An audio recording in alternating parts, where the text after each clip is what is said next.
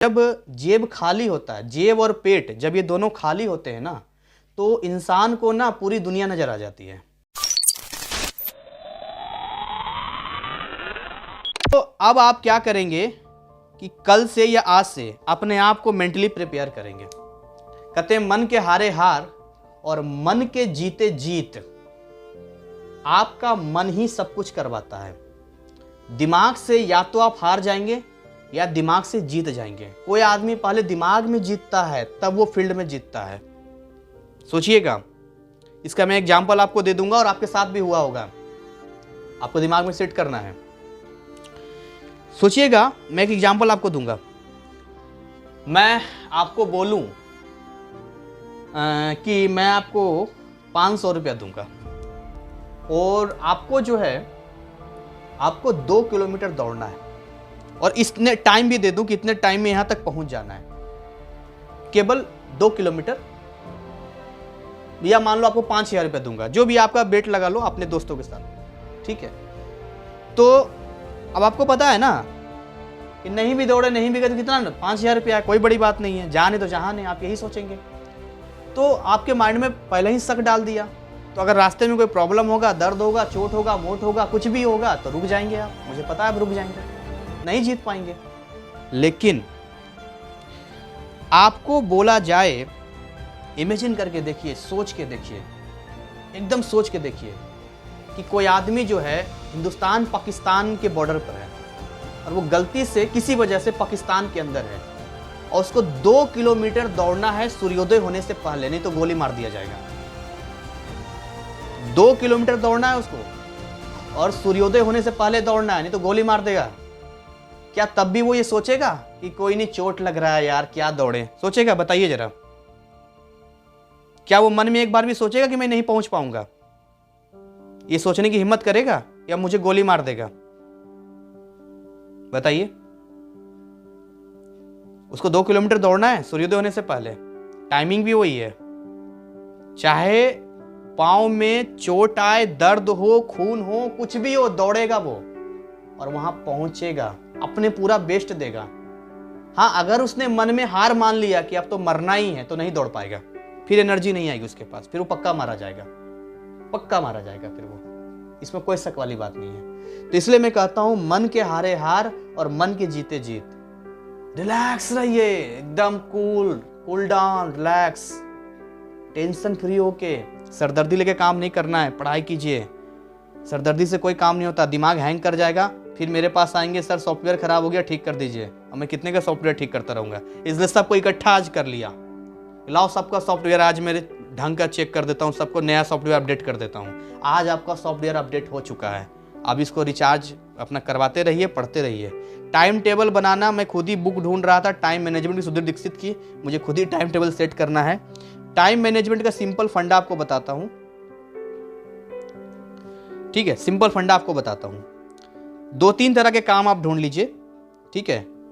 एक काम हो गया very very important, very important. कुछ काम ऐसे हैं जो वेरी इंपॉर्टेंट है, बहुत इंपॉर्टेंट वर्क है आपका, बहुत इंपॉर्टेंट, जो भी आप देख लीजिए कितने टाइम में आप करना चाहते हैं। एक इंपॉर्टेंट काम हो गया, इंपॉर्टेंट काम हो गया आपका।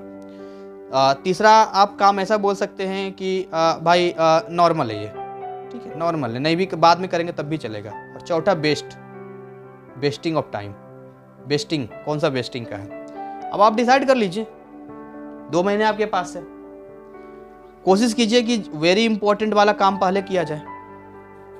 हाँ, बीच में अगर कोई घर का काम इंपॉर्टेंट है, कोई जॉब करते हैं तो वो भी कीजिए, साथ में मैनेज करना पड़ेगा। कुछ नॉर्मल काम है जो बाद में किया जा सकता है तो उसको बाद में कीजिएगा। वेस्टिंग वाला जहाँ जहाँ लगे डिलीट करते जाइए, उसको डिलीट करते जाइए, डिलीट करते जाइए, डिलीट करते जाइए। पढ़ने का तरीका, जो लोग जॉब नहीं करते हैं, जो करते हैं उनके लिए बताता हूँ। भाई जो लोग जॉब करते हैं पहले उनका बता देता हूँ। जॉब करने वाले के पास क्या होता है कि उनको थोड़ा एक्स्ट्रा मेहनत करना पड़ेगा, थकान भी रहेगी, आपका जॉब करके आएंगे तो शरीर जवाब भी दे देगा, मन खुद ही कोसेगा, क्या यार क्या ज़िंदगी है। बाकी लोग देखो कितना आराम से रहते हैं, पढ़ते हैं, जॉब भी करो, सो मंडे टू सैटरडे पढ़ाई भी करो, सर का क्लास भी है, NIS का एग्ज़ाम भी है, ये सब आएगा मन में, सब कुछ आएगा, ठीक है? तो ये जो चीज़ें हैं आपको मैनेज करना पड़ेगा। खुद को मोटिवेट करना होगा, कोई बात नहीं यार 2 ही महीने तो है, किसी तरह से कर लेते हैं, अरे अच्छा नंबर आ जाएगा ना, बढ़िया हो जाएगा। मोटिवेट कीजिए खुद को, अच्छा से कीजिए। और हफ्ते में जिस दिन आपका ऑफ रहता है, जिस दिन आपका ऑफ रहता है उस दिन कसम खा के बैठिए कि जो 1 हफ्ते में स्टूडेंट करते हैं वो मैं मैनेज करूँगा। कसम खा के बैठिए एकदम से कि पूरा टाइम यूटिलाइज कर देंगे आज का, ठीक है। बीच बीच में ब्रेक लेते रहिए, 1 घंटे, आधे घंटे पे, 2 घंटे पे, बट पूरा कर दीजिए।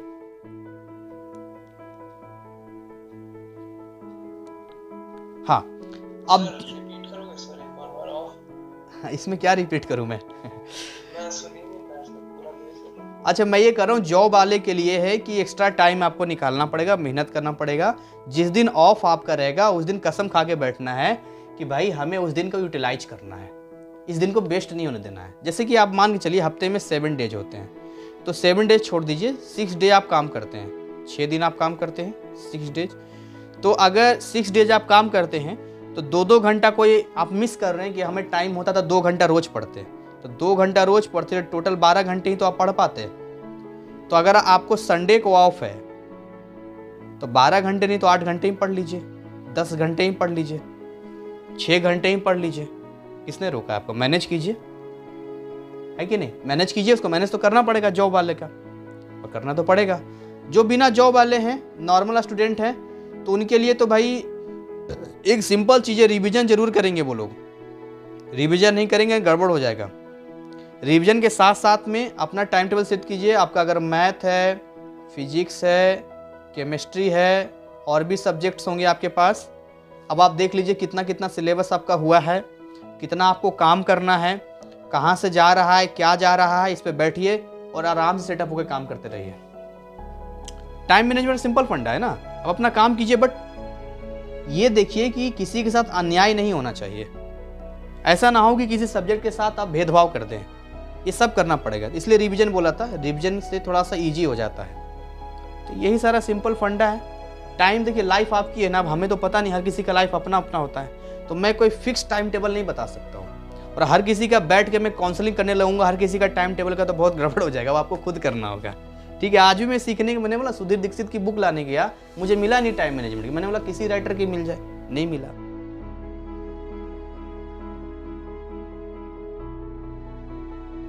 जब भी आपको लगे, आप सोचना कि दुनिया में हर काम तो एनर्जी पर ही चल रहा है, एनर्जी ट्रांसफॉर्म करता है, तो आप भी करके देखिए। और अब मैं आपको बताता हूँ इसका एक्सपेरिमेंट का कुछ एग्जाम्पल, जो कि हवाई बातें नहीं है, ठीक है।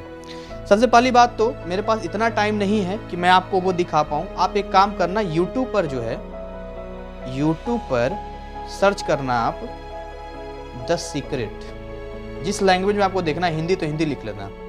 एक डॉक्यूमेंट्री है ये,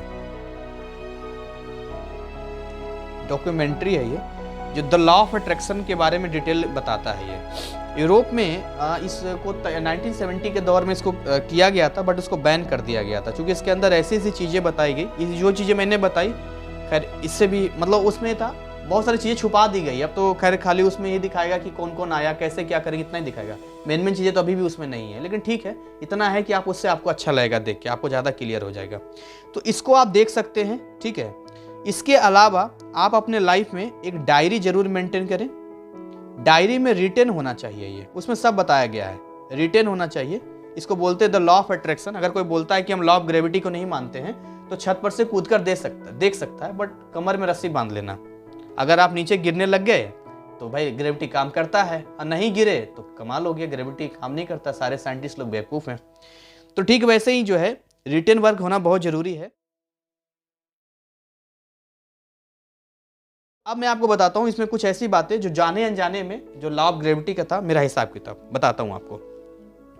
मैं एक बहुत ही छोटे गांव से बिलोंग करता हूँ, बिहार में एक छोटा सा गांव, और ऐसा है पहाड़ के नीचे है, कोई बड़ा ऐसा नहीं है, और बहुत ही सिंपल मेरा लाइफ था। बचपन से बस एक ही उद्देश्य था, पढ़ाई करनी है और अच्छा करना है, अच्छा करना है, कुछ अच्छा करना। वहाँ के बच्चों का यही माइंडसेट होता है, इसलिए यूपीएससी तक निकाल लेता है वो लोग। तो हमारा भी यही था कि भाई पढ़ाई करना है। 6 क्लास में आए तो ऐसा है कि पड़ोस में बच्चों ने कहा कि इनको पढ़ना, भाई इनको पढ़ा दीजिए थोड़ा सा, तो ठीक है, उनको मैंने पढ़ाना शुरू कर दिया। तो 6ठी क्लास ही समझिए, मैं नीचे वाले क्लासेस को पढ़ाना शुरू कर दिया। 10वीं क्लास आते आते जो है 10वीं वालों को पढ़ाता था, 10th का बैच में पढ़ाता था, जब मैं 10th में था।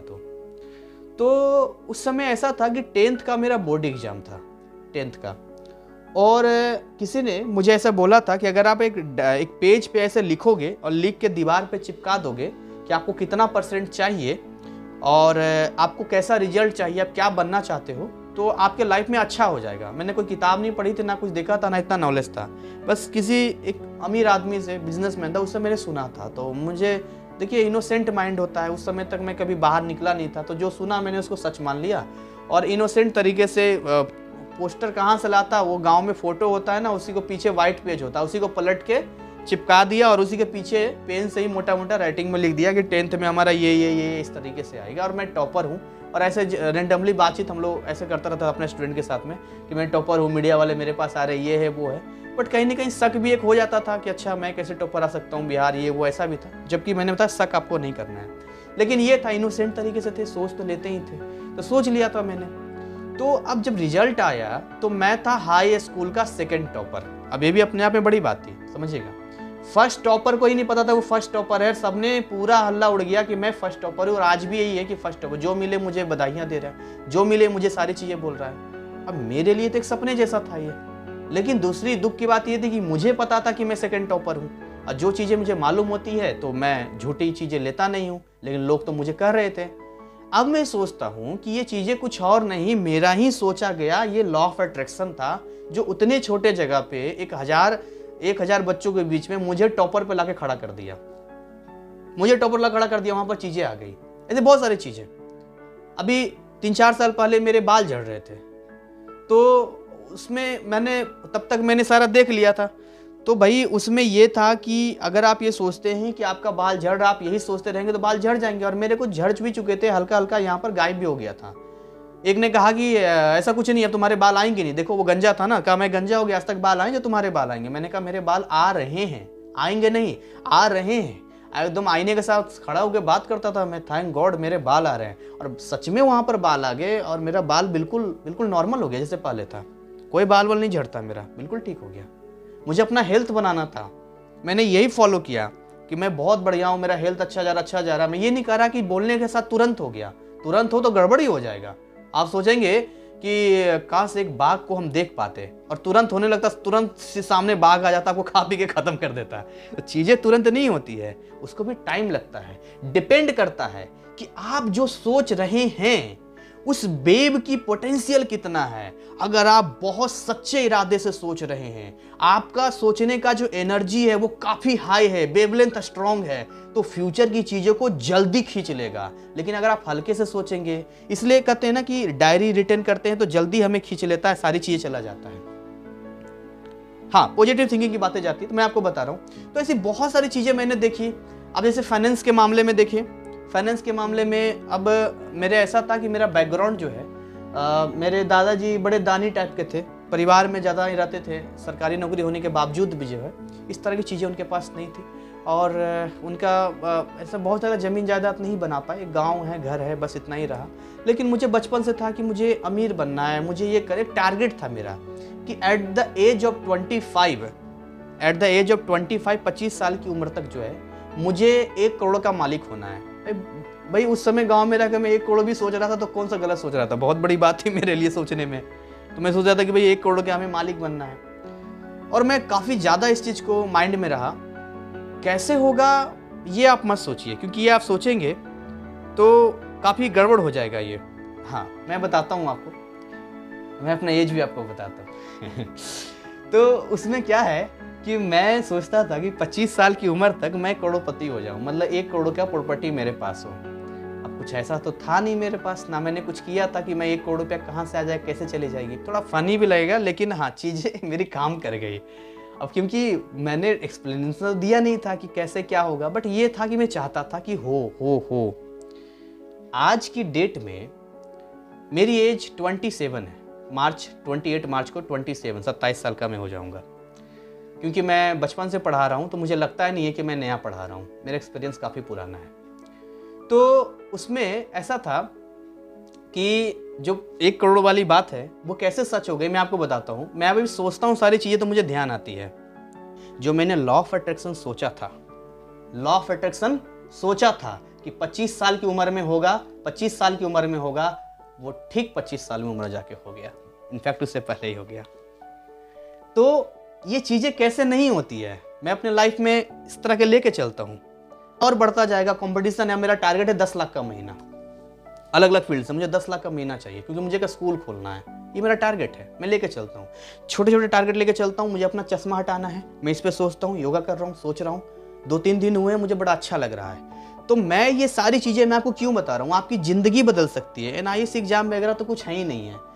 जानते हैं, गरीबी एक ऐसा श्राप होता है ना, गरीबी। हालांकि मैं गरीब तो कभी नहीं रहा, सरस्वती माता कृपा है, हमेशा मेरे पास रहा। लेकिन जब जेब खाली होता है, जेब और पेट जब ये दोनों खाली होते हैं ना, तो इंसान को ना पूरी दुनिया नजर आ जाती है। जब आपको 5 रुपये के लिए ई रिक्शा पर बैठने के लिए भी ना आपको सोचना पड़ता है। ऐसा टाइम भी मेरे साथ आया था जब मैं टीचिंग को छोड़ के कोई और बिजनेस करने निकला था, और जी बिल्कुल मैं जीरो पर आ गया था। ऐसा आ गया था कि जो कपड़े का बिजनेस मैंने किया था, मैंने सोचा ये कपड़े कम से कम जो है, चलो एक रेडी मैंने खरीदा जो ठेली होता है अपने पार्टनर के साथ, मैंने कहा चलो मार्केट में लगा देते हैं। बिजनेस किया, किस बात का शर्म, और उसको चलाने भी नहीं आता था, और मैंने वो ठेली पकड़ के मार्केट में बेचा है, जो आपको जो हफ्ते में 1 दिन लगता है, वो तो कोई जानता भी नहीं होगा। मैंने वो भी काम किया है, मुझे कोई शर्म नहीं था, मुझे तो अमीर बनना है, काम करना, जहीं से हो जाए कर लेंगे, कोई इस तरह की चीज़ें नहीं थी। तो ऐसा जीरो पर गया मैं, ऐसा जीरो पर गया कि मेरे पास पॉकेट एकदम खाली हो गया था। लेकिन मैं ऊपर आसमान में देख के बोलता था, भगवान जितना परीक्षा लेना है ले लो, एक दिन ऐसा होगा कि आप कहोगे ये तो हर परीक्षा में पास कर जाता, डरता ही नहीं है, अब इसको एग्जाम देने की जरूरत ही नहीं है। और फाइनली अब मेरा वो लाइफ में चीज़ें आ गई है, मस्त लाइफ है, बहुत बढ़िया है, फील करता हूँ, इतना बढ़िया लगता है लाइफ में, आहा आनंद ही आनंद है। दिन के टाइम में मुझे ये था कि कभी मुझे जॉब नहीं करना है, कभी सपना नहीं आया मुझे नहीं जॉब करना है, माइंड ही नहीं था जॉब करने का। तो आज मैं जॉब नहीं कर रहा, दिन में फ्री रहता हूँ, मस्त रहता हूँ। आपने अक्सर मुझसे पूछते हैं सर कितना टाइम आपके पास है, मूवी भी देख लेते हैं। आज ही मैं मार्केट घूम के आया हूँ, फिर हम प्लान कर रहे हैं कहाँ घूमना नहीं घूमना है। मस्त लाइफ है, अपने हिसाब से चलते हैं, कोई दिक्कत नहीं। तो जो मैंने लाइफ सोचा वो मिल रहा है। तो सवाल ये नहीं कि मुझे मिल रहा है, मुझे तो अभी और लाइफ जीना है, तो और मैं अच्छा सोचूंगा, मुझे तो और हिम्मत मिल गई, इतना करने से इतना हो सकता है, तो मैं आज लेके आया डायरी और अच्छे से कर रहा हूँ। तो कहने का मतलब ये है कि अगर आप दिल से, शिद्दत से अगर चीज़ों को, इस एनर्जी को, इस वाइब्रेशन को फील करेंगे, और इस एनर्जी को फील करने के बाद अगर उसको आप अपने लाइफ में खींचेंगे, तो लाइफ खींचती चली आएगी, वो आपकी ओर खींचती चलेगी, अपने आप खींचती चली आ जाएगी। लोग कहते हैं ना कि हमें लाइफ पार्टनर सही नहीं मिला या हमें ये नहीं मिला, सब उन्हीं की सोच का नतीजा होता है, उन्हीं के सोच का नतीजा होता है। आज मैं बहुत खुश हूँ, मुझे शुरू से था कि भाई मेरी बीवी सुंदर होनी चाहिए, एकदम एक्ट्रेस की तरह, वो है। मैं मुझसे बहुत प्यार करे, वो है। मेरा बच्चा बहुत अच्छा होना चाहिए, मैं ये सिखाऊंगा, हो रहा है। कहने का मतलब क्या है, आप जो आज सोचेंगे वही आपके लाइफ में होगा। गलत होता है तब भी आप ही जिम्मेदार हैं, अच्छा होगा तब भी आप ही जिम्मेदार हैं, क्योंकि बड़ा हिस्सा है एनर्जी का, इट्स अ बिग। आपके इर्द गिर्द में एनर्जी ही एनर्जी। थर्मोडायनेमिक्स पढ़ते हैं ना आप, थर्मोडायनेमिक्स पढ़ते हैं। थर्मोडायनेमिक्स में क्या पढ़ते हैं, surrounding system, surrounding system, surrounding, कुछ इस तरह से आप पढ़ते हैं ना, बात करते हैं सिस्टम सराउंडिंग की। तो वहाँ भी तो एनर्जी की ही बात करते हैं, और यहाँ भी एनर्जी है। खुद को अगर सिस्टम अगर आप मान भी लेंगे तो भी सराउंडिंग में एनर्जी है, करते रहिए काम। सर मैंने लिख लिया है 80%। ओह ओके, आज क्या सीखने को मिला आपको, कैसा लगा आपको? सर बहुत कुछ सीखने मिला। अच्छा, ये मेरे को पहले मिल जाता तो मैं कहीं और ही होता अभी। अच्छा अच्छा चलिए कोई नहीं, अब पता चल गया। अच्छा एक बात और है, मैं बताता हूँ। उम्मीद जब हम करते हैं और वो उम्मीद पे खरे नहीं उतरते हैं तो हमें बड़ा दुख होता है। पहली बात तो लाइफ में उम्मीद मत करना। दूसरी चीज़, आप कुछ भी लेके चलना, जैसे कि मैं 10th में ये लेकर चला था कि बिहार टॉप करूँगा, लेकिन मैं हाई स्कूल टॉपर रहा। तो मैं कहता हूँ 4 कदम आगे बढ़ के 2 कदम पीछे रहूँगा, फिर भी 2 कदम आगे रहूँगा। तो इसीलिए ये मत सोचना कि मैंने ये सोचा था फिर ये नहीं हुआ, ये नहीं हुआ। आप अपना बेस्ट देते जाओ, आप अपना बेस्ट देते जाओ, अपना काम करते जाओ, ठीक है, अपना काम करते जाओ। रिजल्ट जो भी आएगा आपके साथ वो आप एक्सेप्टेड होगा। बाद में ये तो कहने का नहीं रहेगा ना, काश हम ये किए होते तो ये हो जाता, ये किए होते तो ये हो जाता। ये सब लफड़ा नहीं होना चाहिए, ठीक है। तो इसी के साथ आज की क्लास हम लोग बाइंड अप करते हैं। बड़ा अच्छा लगा आप लोगों के साथ में, और ऐसे क्लासेस मुझे बहुत लेने का मन करता है, लेकिन लगता है कि मैं मोटिवेशनल स्पीकर ज़्यादा हो जाऊंगा, टीचर कम बन जाऊंगा। इसीलिए जो है मैं बहुत इंट्रोडक्शन होता है या कुछ चीज़ें होता है तभी मैं ये सारी चीज़ें लेता हूँ। इसी वजह से मैं ठीक है। तो मिलते हैं हम लोग अपने सेशन में, बाकी ग्रुप में मैं आप लोगों को अपडेट कर देता हूँ कि क्या क्या चीज़ें कब आपको मिलेगी। Thank you, wish you all the best, thank you sir. Welcome.